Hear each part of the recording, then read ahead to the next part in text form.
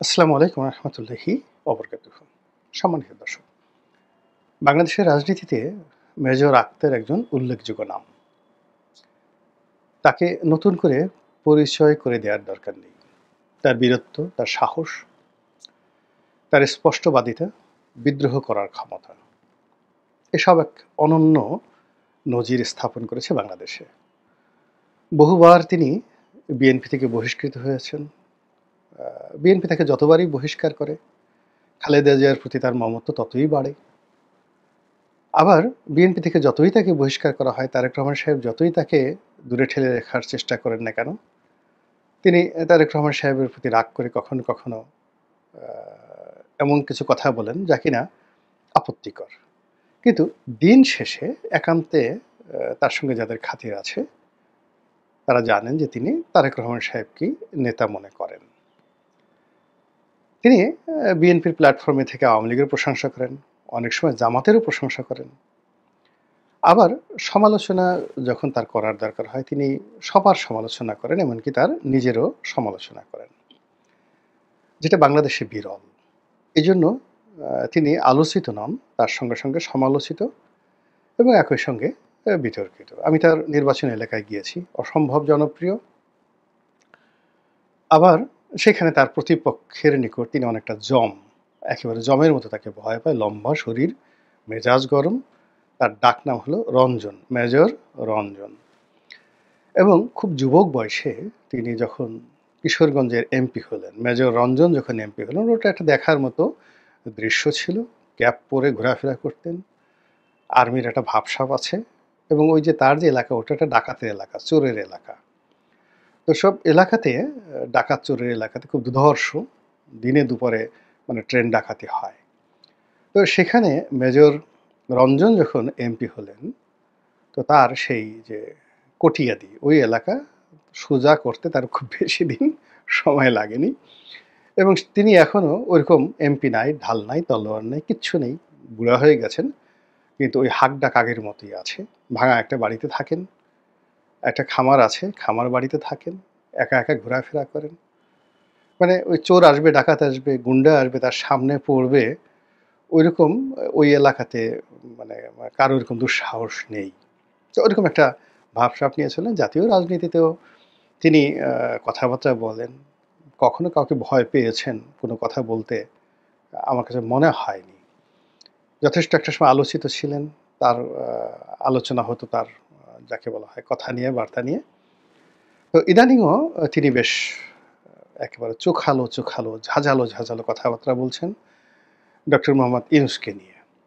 কিন্তু যেটা হলো যে আমি গোলাম মোল্লা রনি, গোবেচারা মানুষ। আমি একটা কথা বললে অনেকেই হাউকাউ করে ওঠে। এর কারণ হলো আমার গাল খুব নরম। মানে কাউকে আক্রমণ করার মতো আমার কোনো পেশি শক্তি নেই।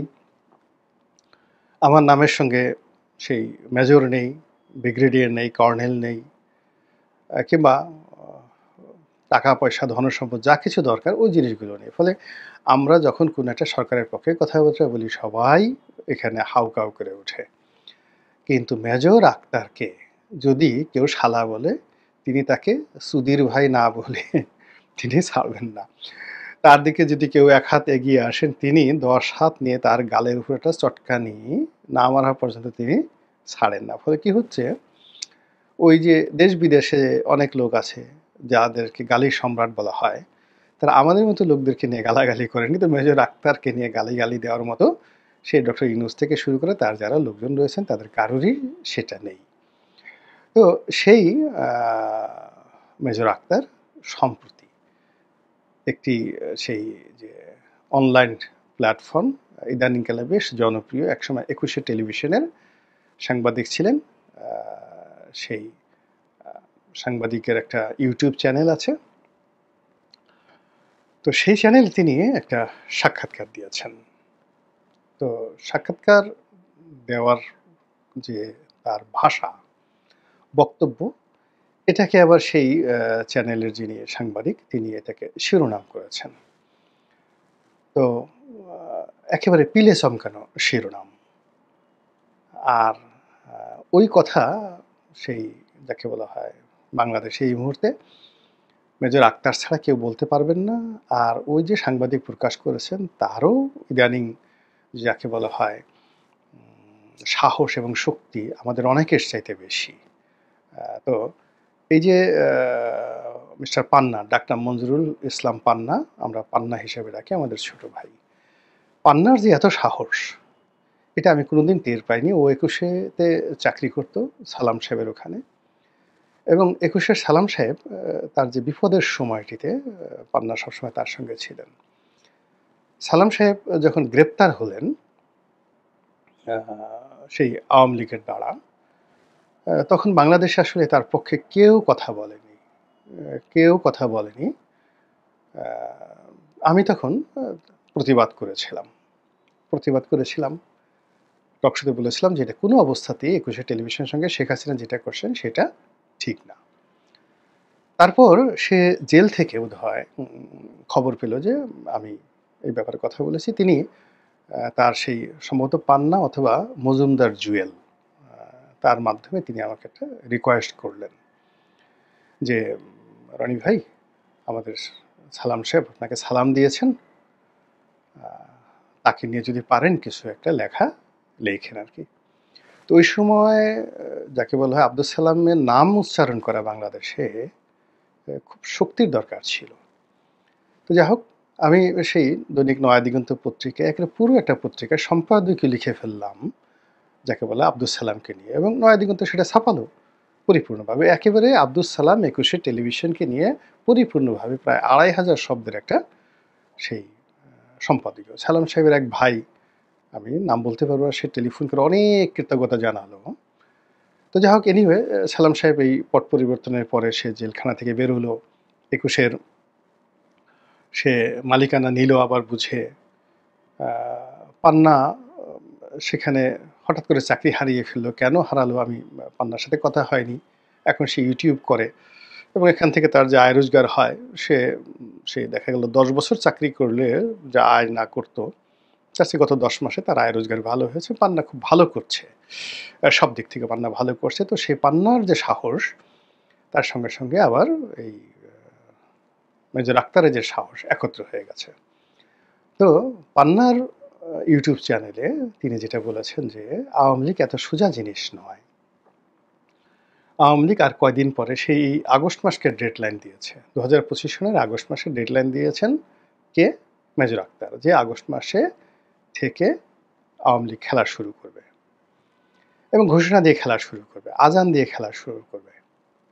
আজান মানে আহ্বান দিয়ে, আসো আমার সঙ্গে খেলো। তো এই কথা মেজর আক্তারকে আওয়ামী লীগের পক্ষে বললেন না বিপক্ষে বললেন? এটি কি মেজর আক্তার বিএনপির পক্ষে বললেন নাকি বিপক্ষে বললেন? আমার কাছে যেটা ব্যক্তিগতভাবে মনে হয়েছে যে তিনি কারো পক্ষে বলেননি। তার যে রাজনীতির প্রজ্ঞা বা অভিজ্ঞতা, তিনি শেখ হাসিনাকে খুব ঘনিষ্ঠভাবে দেখেছেন, বেগম জিয়াকে ঘনিষ্ঠভাবে দেখেছেন, এবং বাংলাদেশের ইতিহাসের দুটো সন্ধিক্ষণে তিনি দুজনের খুব কাছাকাছি ছিলেন। যেমন 1/11-এর সময় বেগম জিয়া কিন্তু সিদ্ধান্ত নিয়ে ফেলেছেন যে তিনি বিদেশে চলে যাবেন। তিনি বিদেশে চলে যাবেন। আগে তো তারেক রহমান সাহেব গেছেন, এখন বেগম জিয়াও যাবেন, এবং তাকে এয়ারপোর্টে নিয়ে যাওয়ার জন্য ১/১১-র সময় ব্রিগেডিয়ার বাড়ি, ডিজিএফআইয়ের ব্রিগেডিয়ার বাড়ি, বেগম জিয়ার বাড়িতে বসে আছেন। বেগম জিয়া মানে তার ব্যাগেজ গুছিয়ে সম্ভবত যে গাড়িতে করে এয়ারপোর্টে যাবেন সেই গাড়ির জন্য অপেক্ষা করছেন, এবং ড্রয়িং রুমে ব্রিগেডিয়ার বাড়ি বসে আছেন। এবং ঠিক সেই সময়টিতে ক্যান্টনমেন্টের বাড়িতে, মইনুল হোসেন রোডের সেই বাড়িতে মেজর আক্তার ঢুকলেন, এবং মেজর আক্তার ঢুকে তিনি বেগম জিয়াকে বললেন, ম্যাডাম আপনি এটা কী করতেছেন? আপনার সারা জীবনের অর্জন আপনি শেষ করে দিচ্ছেন, আপনি শেষ হয়ে যাবেন, দলটা শেষ হয়ে যাবেন। এবং তিনি ব্রিগেডিয়ার বাড়িকে রীতিমতো বকা দিলেন, সেখান থেকে বের করে দিলেন। ১/১১-র সময় ব্রিগেডিয়ার বাড়িকে, যাকে বলা হয় বকা দেওয়া, এবং তার সামনে বেগম জিয়াকে বকা দেওয়া এত সোজা বিষয় না। আজকে বিএনপির যারা বড় বড় কথা বলছেন, ১/১১-র সময় ব্রিগেডিয়ার বাড়ির পিয়ন, ড্রাইভার, দারোয়ানের পা ধরে অনেকে কান্নাকাটি করেছেন। তো এই হলো মেজর আক্তার। ফলে বেগম জিয়া সিদ্ধান্ত পরিবর্তন করলেন, ব্রিগেডের বাড়ি সেখান থেকে চলে যেতে বাধ্য হলেন। এবং এটা মেজর আক্তারের গল্প নয়, ব্রিগেডের বাড়ি সে আমেরিকা থেকে সে এই সাক্ষাৎকার দিয়ে এই সত্য প্রকাশ করেছেন। বেগম জিয়া জীবিত আছেন, জিজ্ঞেস করে দেখতে পারেন। তো কাজেই বিএনপির খুব ক্রুশিয়াল মোমেন্টে তিনি বিএনপিকে দেখেছেন জিয়াউর রহমানকে, একসাথে যুদ্ধ করেছেন, এই যে ফ্রিডম ফাইটার। তো কাজেই বিএনপি রাজনীতিতে খুব অল্প লোক আছেন। তিনি আছেন, কর্নেল অলি আছেন, আব্দুল সালাম তালুকদার সাহেব ছিলেন, কে এম ওবায়দুর রহমান সাহেব ছিলেন।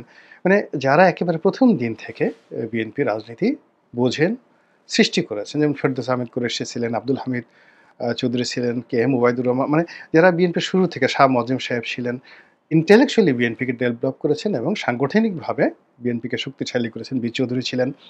এখনকার বিএনপির যারা আছেন তারা এই মানে যাকে বলা আবেগটা, এই বিএনপির সৃষ্টির এই মাধুর্যটা বুঝতে পারবেন না। তো যাই হোক, এনিওয়ে,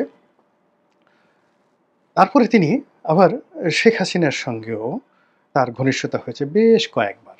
শেখ হাসিনা তাকে মন্ত্রী করতে চেয়েছেন, তার দলে নিতে চেয়েছেন। একবার তিনি ওই যে পদত্যাগ করে বসলেন বিএনপি থেকে, তখন শেখ হাসিনা তাকে মন্ত্রী করতে চেয়েছেন, বলে যে না, আমি যদি এখন আপনার মন্ত্রী হই তাহলে বলবে যে আমি মন্ত্রী হওয়ার জন্যই বিএনপি থেকে পদত্যাগ করেছি বা বিএনপি আমাকে বহিষ্কার করেছে, অতএব এটা হবে না, আমি যে আমার মতো আছি। This is major Akhtar. আবার এই যে 2024 সনে সে মনে করেছে যে ইলেকশন করবে, সে ইলেকশন করেছে, তার মতো সে ফেল করেছে, কিন্তু সে ইলেকশন করেছে। 2018-তে আবার বিএনপি মনোনয়নে ইলেকশন করেছে। তো কাজেই দুটো দলকে সে যেভাবে চিনেন, সেভাবে বাংলাদেশে খুব অল্প লোক আছে কাছের থেকে এই দুটো দলকে তারা চিনেন। তো সেই অভিজ্ঞতা থেকেই তিনি বলেছেন যে আজান দেবে, আওয়ামী লীগ আজান দিয়ে মাঠে নামবে, হতে পারে। কিন্তু যে কথাটা খুব ভয়ঙ্করভাবে তিনি বলেছেন যে অপেক্ষা করেন, ডিসেম্বর মাসে নির্বাচন তো দূরের কথা, ডিসেম্বর মাসে গৃহযুদ্ধ শুরু হয়ে যাবে। আমাদের দেশে আসলে আমি এটা ওনার সঙ্গে দ্বিমত পোষণ করি। আমাদের দেশে গৃহযুদ্ধের ইতিহাস নেই। আমি ইতিহাসের ব্যাপারে মেজর আক্তারের সাথে অনেক বিষয়ে দ্বিমত পোষণ করতে পারি। এর কারণ হলো এই বিষয়ে আমি অনেক দিন যাবত পড়াশোনা করছি। আমাদের দেশে মারামারি, হানাহানি, অরাজকতা, অনেকটা ব্রাহ্মণবাড়িয়া টাইপের এরকম ঘটনা আছে যেগুলো আসলে 48 ঘন্টার মধ্যে নিষ্পত্তি হয়ে যায়। তারপরে সেগুলো নিয়ে ধরেন মামলা মোকদ্দমা চলে কোর্ট কাছারিতে, পরে আবার নিষ্পত্তি হয়ে যায়। 5-6 বছর কোর্ট কাছারিতে লড়ে আবার গ্রাম্য সালিসিতে নিষ্পত্তি হয়ে যায়। এগুলো আমাদের ইতিহাস। কিন্তু আরবের মতো, ইরানের মতো এভাবে যুদ্ধ করা, গৃহযুদ্ধ করা, তুরস্কের মতো যুদ্ধ করা, সিরিয়ার মতো যুদ্ধ করা, এগুলো আমাদের রক্তের মধ্যে নাই। আফগানিস্তানের মতো যুদ্ধ করা, এমনকি পাকিস্তানের পাঠান, বালুচ এরা যেভাবে যুদ্ধ করে, আমাদের ওরকম যুদ্ধের ইতিহাস নেই। ফলে আসলে বাংলাদেশে অরাজকতা হবে বা হতে পারে যদি বর্তমান সরকার ব্যর্থ হয়। কিন্তু এটা নিয়ে গৃহযুদ্ধ হবে, আই ডু নট অ্যাগ্রি। তো সেক্ষেত্রে আমি যে শিরোনামটি ব্যবহার করেছি যে মেজর আক্তার কি পাগল হয়ে গেলেন কিনা, এটা আমার কথা না। মেজর আক্তারকে বিএনপির বেশিরভাগ লোকই পাগলা আক্তার বলে, পাগল বলেন। তো এটা আদর করে হয়তো বলতে পারেন। আমার সাথে তার যে ব্যক্তিগত সম্পর্ক, বিএনপির অনেক লোক যদি তাকে পাগল বলতে পারেন, তা আমিও একটু বললাম, তাতে মনে হয় না যে তারা আমার সম্পর্কটা নষ্ট হবে। আল্লাহ আমাদের সবাইকে হেদায়েত দান করুন এবং হেফাজত করুন। আসসালামু আলাইকুম ওয়া রাহমাতুল্লাহি ওয়া বারাকাতুহু।